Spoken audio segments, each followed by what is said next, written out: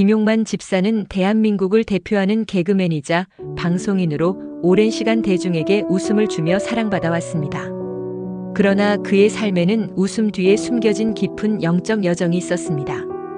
무늬만 교인이었던 그가 진짜 하나님을 만나고 삶의 방향을 새롭게 정하게 된 간증은 많은 이들에게 깊은 울림을 줍니다. 그는 어릴 적 어머니를 따라 자연스럽게 교회를 다녔습니다. 하지만 신앙은 단지 외적인 습관일 뿐 마음 깊이 자리 잡지 못했습니다. 인기 개그맨이 되고 사람들에게 알려지면서 그는 더욱 교회와 멀어졌고 신앙생활도 형식적이 되었습니다. 결혼 후 자녀가 태어나면서 그래도 교회는 가야겠다는 마음이 생겨 다시 예배에 참석했지만 여전히 예수님이 나를 위해 죽으셨다니 그건 감사하지만 당연한 일 아닌가 하는 마음으로 살아가고 있었습니다.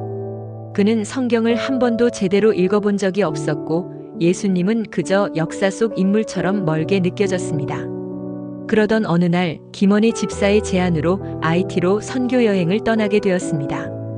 처음에는 의료봉사라는 사실조차 몰랐고 무엇을 해야 할지도 몰라서 혼란스러웠습니다. 매일 새벽 시차 때문에 깨어있던 그는 우연히 찬양을 듣기 시작했고 마커스의 찬양을 들으며 눈물을 흘리게 되었습니다. 그 순간 그는 자신이 선교를 위해 온 것이 아니라 하나님이 그를 만나기 위해 이곳으로 불러주셨다는 것을 깨닫게 됩니다. 너는 내 아들이다라는 하나님의 음성과 함께 꺼져가는 등불도 끄지 않으신다는 찬양의 가사가 그의 마음을 흔들었습니다. 자신은 그동안 자존감이 바닥에 떨어져 있었고 인생이 무의미하게 느껴졌지만 하나님의 시선 안에서는 너무나도 소중한 존재임을 처음으로 체험하게 됩니다. IT에서 그는 한 의사 선생님이 무거운 심장 진단기기를 들고 아이들을 진료하는 모습을 보며 큰 감동을 받습니다. 사진 봉사를 하면서 만난 많은 아픈 아이들, 그리고 그들의 부모들이 겪는 고통 속에서도 여전히 하나님께 희망을 품고 살아가는 모습을 보고 그는 자신이 얼마나 무관심하게 살아왔는지를 회개하게 됩니다. 특히 자신의 아이를 위해 새벽부터 수 킬로미터를 걸어 병원을 찾아온 한 어머니의 뒷모습을 찍으며 그는 하나님의 마음을 느낍니다. 한국에 돌아온 후 그는 하나님의 사랑을 더 알고 싶다는 갈망으로 성경 공부와 제자 훈련을 시작합니다. 말씀 속에서 살아있는 예수님을 만나고 신앙은 그의 삶의 중심이 됩니다. 그는 이스라엘을 꼭 가고 싶다는 마음이 생겼고 돈이 없어 기도만 했는데 뜻밖에도 의료보험공단에서 환급금이 들어오면서 정확히 여행 경비가 마련되는 하나님의 응답을 경험하게 됩니다.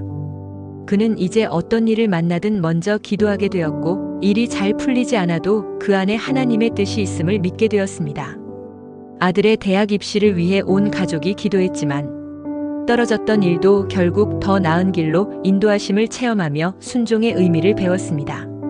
하나님은 늘 곁에 계셨고 자신이 그분을 바라보지 않았을 뿐이라는 고백은 그의 간증의 핵심이 됩니다. 김용만 집사의 간증은 유명 연예인의 성공담이 아닙니다. 형식적인 신앙에서 진짜 예수님과의 인격적인 만남으로 삶이 변화된 이야기는 많은 이들에게 새로운 도전과 회복의 계기를 제공합니다. 그의 간증은 다음과 같은 메시지를 전합니다. 신앙은 습관이 아니라 인격적인 만남에서 시작된다. 하나님의 타이밍은 완벽하며 순종은 이해보다 앞선다. 하나님은 늘 곁에 계시며 우리가 그분을 바라볼 때 모든 것이 새롭게 보인다. 김용만 집사는 이제 단순한 방송인이 아닌 하나님의 사람으로서 삶을 살아가고 있습니다. 무대 위의 웃음 너머로 그는 하나님의 사랑을 전하는 도구로 쓰임받고 있으며 우리 모두에게 질문을 던집니다.